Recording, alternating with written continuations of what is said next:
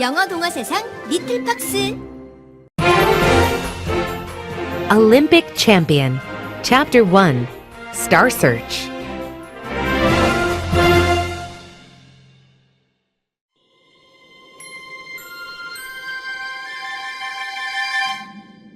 I found my champion. Hermes peered through the crack in the temple wall. Finish creating the passage, my friend. Are you certain? Kyrus sounded bored. These time passages aren't a simple matter, you know. None of the other gods could even begin to. I know. Hermes interrupted. That's why I asked you to help me. Trust me, it'll be worth the effort if we succeed. He smiled. Kyrus smiled back, looking more interested now. True. He said. Zeus will never figure out where you found your champion. Hermes didn't respond. He was watching the mortal boy again. It wasn't easy to see through the tiny crack in the wall, curse Kyrus and his laziness. But Hermes could see enough. The athlete was handsome and strong, his muscles rippling as he ran. Other mortals were chasing the boy, but he outpaced them easily. Suddenly, the boy stopped. He threw something on the ground and then leaped around gracefully. Is he celebrating his victory in the foot race? Hermes thought. Watching him, Hermes had no idea. The ways of mortals were often strange and usually not worth puzzling over. But Hermes could tell that this mortal was something special. Finish the passage. He told Kyrus again. We don't have time to waste if we want to have him ready.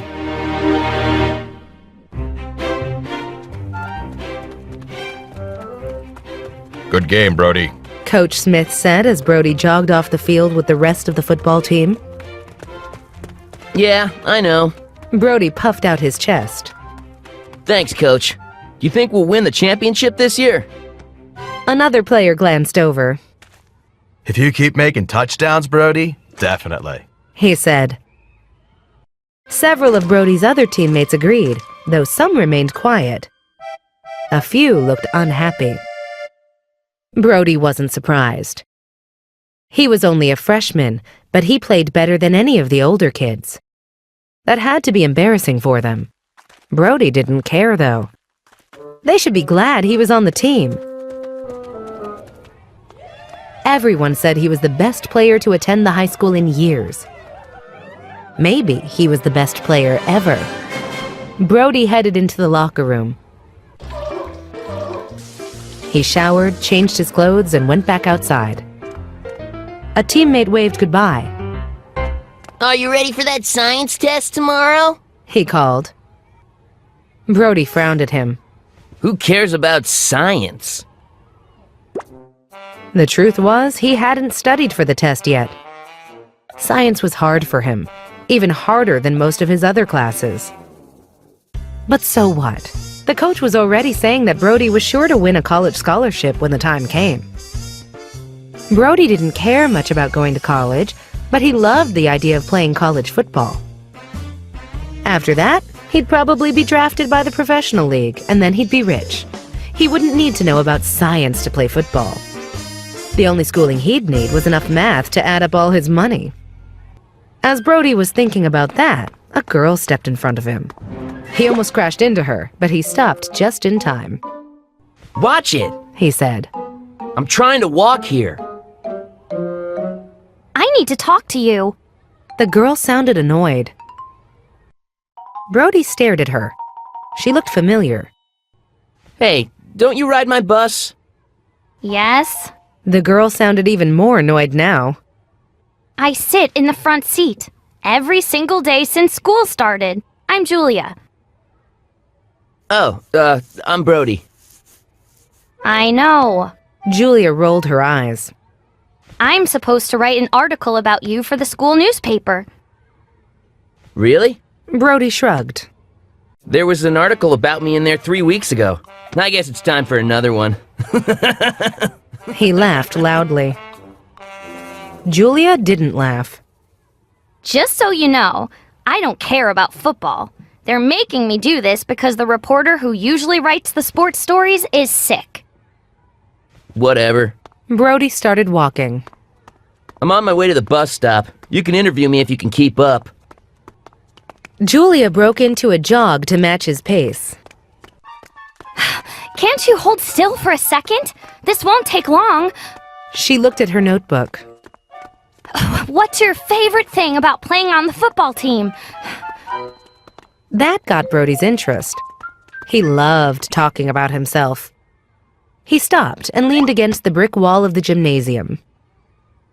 Well, He said, my favorite thing about playing football is that I'm so great at it. It's fun being the star of the team. He flexed his biceps like a bodybuilder. Julia didn't look impressed by that, or by his answer either, but she scribbled a few notes. What valuable lessons have you learned from your teammates so far? That question wasn't nearly as interesting as the first one, in Brody's opinion. What kind of article are you writing anyway? He said. Readers won't care about stuff like that. Maybe you should wait until that sick reporter gets back and let him write the story. He started to walk away. Then he felt Julia grab his arm. She had a strong grip for such a nerdy girl. Stop! She said, sounding annoyed. I told you I need to... Whoosh! A sudden blast of air and sound interrupted her. The bricks of the gym wall seemed to crackle and melt. They pulled apart, leaving a narrow opening just tall and wide enough for a person to step through. Brody felt Julia's grip on him tighten. As he looked through the crack, his eyes widened in shock.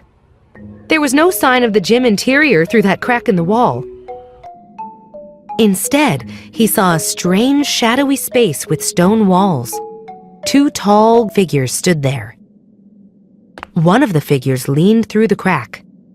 He had curly blonde hair and looked a few years older than Brody. His eyes glowed bright green.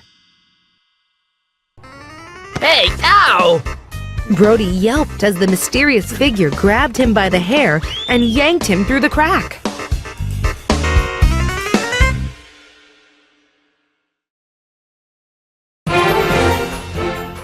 Olympic Champion, Chapter 2, Passing Through.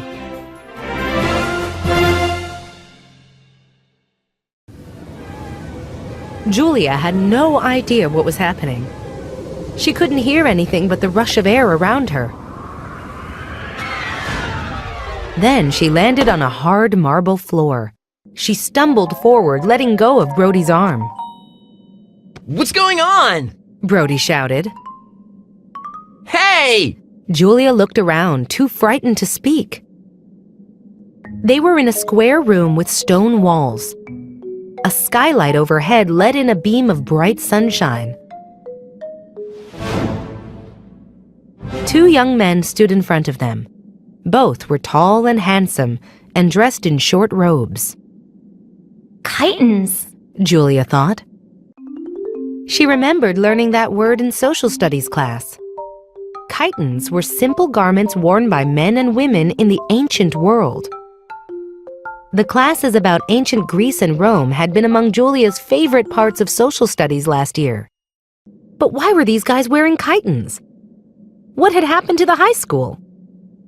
Where did the girl come from? One guy asked. She wasn't part of the plan. The young man's face was so beautiful that it took Julia a moment to notice something odd.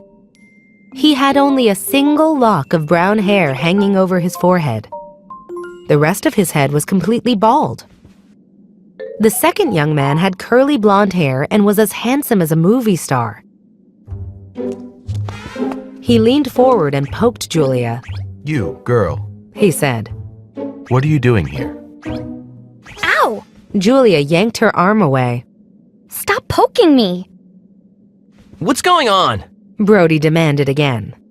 Where are we? Silence, mortal. The blonde man frowned at his friend.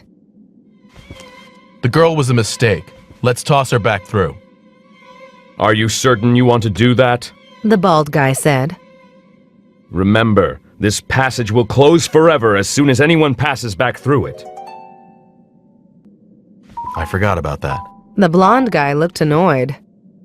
In that case, she'll have to stay.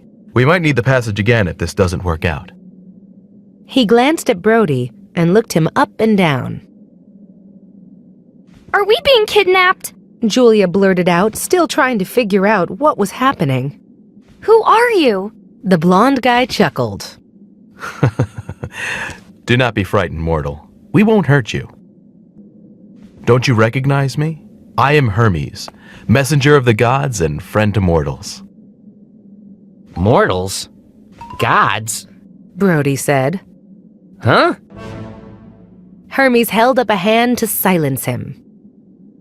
And this is my friend Kairos, god of luck and opportunity.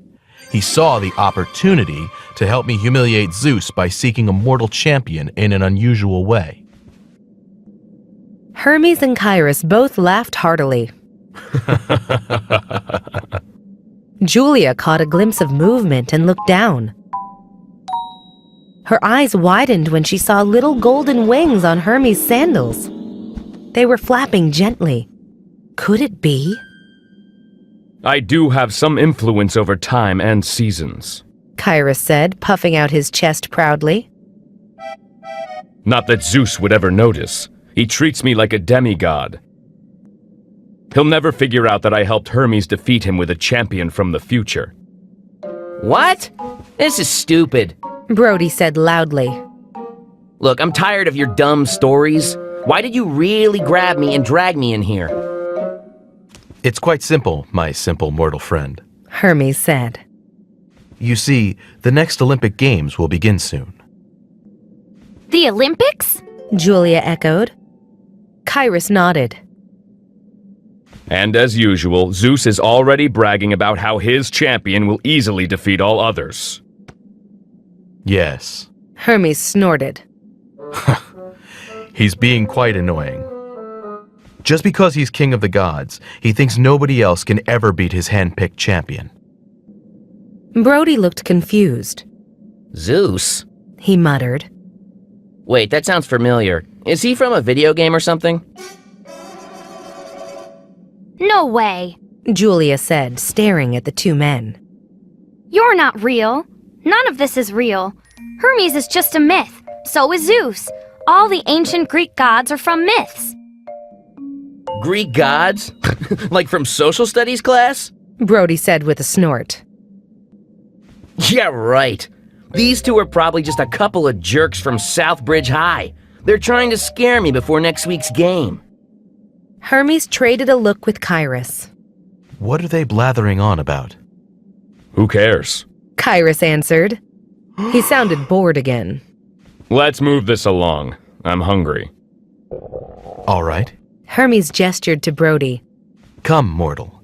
I've arranged for you to stay with a local family. He glanced at Julia. I'm sure they can make room for the girl as well. No. Julia's logical mind still refused to accept what Hermes and Kairos, or whatever their names might be, were telling her. This isn't happening.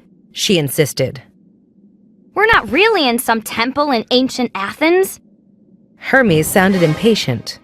Aren't you listening to a word I say, mortal girl? Julia. She said. That's my name, not mortal girl. Hermes ignored her. Of course we're not in Athens. We're in Olympia. If you don't believe me, I'll prove it to you. He grabbed Julia's arm. Julia tried to shake him off, but his grip was as strong as iron. Stop it! She yelled as he dragged her outside. Let me go or I'll... Whoa! She stared in amazement at the sun-drenched scene spread out before her. It looked nothing like her hometown. It looked nothing like anywhere she'd ever seen, except in the pages of her social studies textbook. Large, gleaming marble buildings lined with columns dotted the landscape, along with many smaller structures. A mountain rose in the background. The only roads she could see were dirt ones, and there were no cars on them. Just people in chitons walking or riding donkeys or driving carts pulled by oxen or horses. There were no power lines or billboards or tall buildings anywhere in sight. Julia's mind whirled with confusion as she realized what it looked like: an ancient Greek city.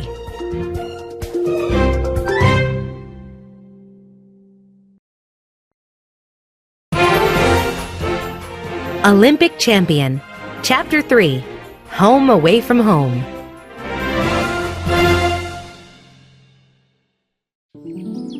The temple was high on a hill, and it was a clear day, so Brody could see far into the distance.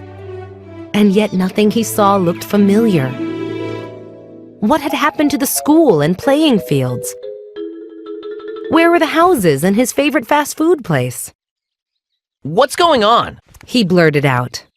Where are we? Where's the gym? The gymnasium? It's right over there, of course. Hermes pointed to the left. But Brody still didn't see anything that looked like the school gym. It can't be. Julia murmured. Are we really in ancient Olympia? What? Brody said. There's no way we traveled through time. Julia was staring at the city below. What other explanation is there? Brody rolled his eyes. People thought he was dumb, but he wasn't dumb enough to believe what Hermes and Kairos were saying. Only a freak like Julia would believe such a ridiculous story. Ancient Greece? Yeah, right. Still, there was definitely something weird going on. How could Brody make Hermes and Kairos admit it? I've got it. He pointed at Hermes. You're lying, and I can prove it. Hermes raised one eyebrow. Is that so?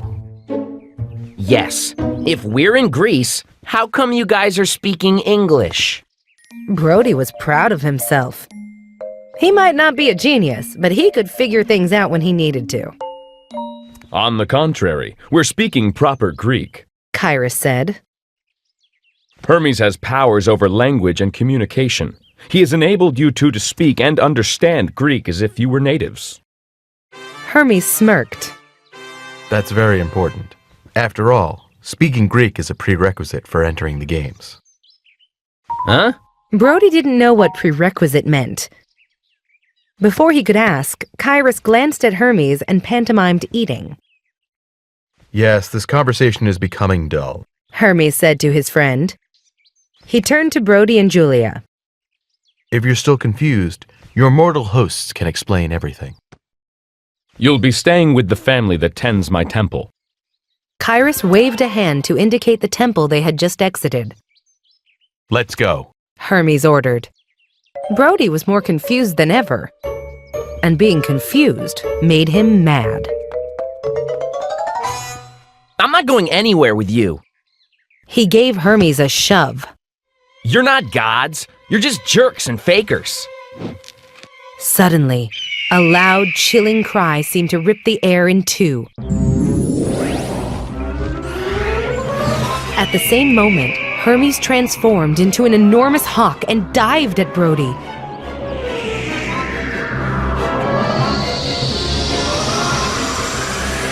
The hawk's giant talons stopped a hair's breadth from Brody's face. Brody fell back, gasping with fear. A second later, Hermes looked normal again.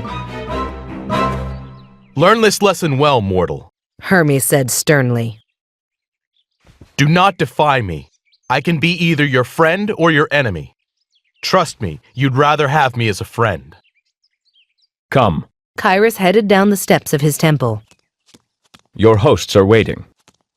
Brody opened his mouth to argue again, but Hermes was still glaring at him. Fine. Brody muttered.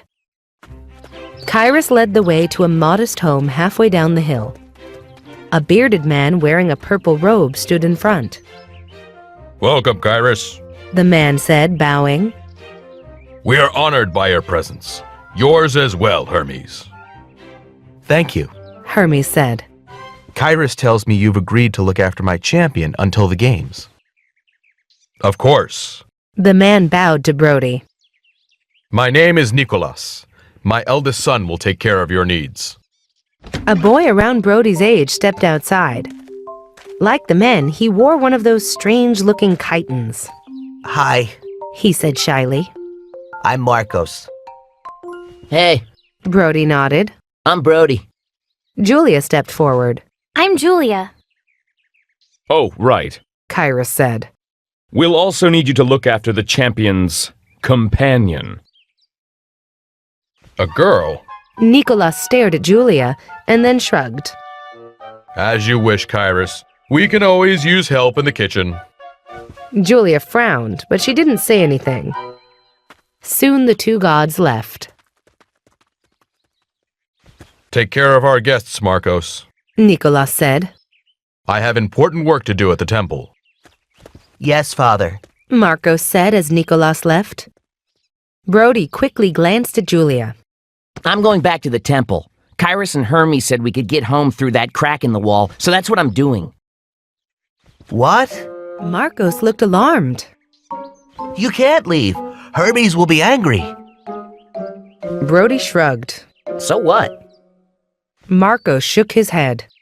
Hermes may seem good-natured, but he's still a god. As you know, gods aren't like mortals, and they think nothing of punishing us at their whim. How would I know that? Brody said. Up until a few minutes ago, I didn't know gods really existed. Marcos looked confused. What do you mean? Listen, Marcos. Julia jumped in. What's all this talk about Brody being Hermes' champion? And are the Olympic Games really starting soon? Her questions tumbled out. Is Hermes really a god? I mean, for real? Marcos stared at her. You ask many questions for a girl. Julia looked annoyed. Brody almost laughed, but he wanted to know the answer to her questions too. Just answer her. He told Marcos. Yes, the Olympic Games begin soon. Marcos said. Every 4 years, all the gods compete to see who can find the best mortal athlete. He shook his head. But you must already know that. No, we don't. Julia said. We came from the future. The future? I don't understand. Wait, Brody had just realized what Marcos meant. so Hermes thinks I'm the best athlete around? Marcos shrugged. I suppose so. And he wants me to be in the Olympics. Brody liked the sound of that. Cool! But Julia was clearly worried. We can't stay here. She told Brody. We have to find a way home. Why the big rush? Brody grinned. If I get to be an Olympic champion, maybe I'll stick around.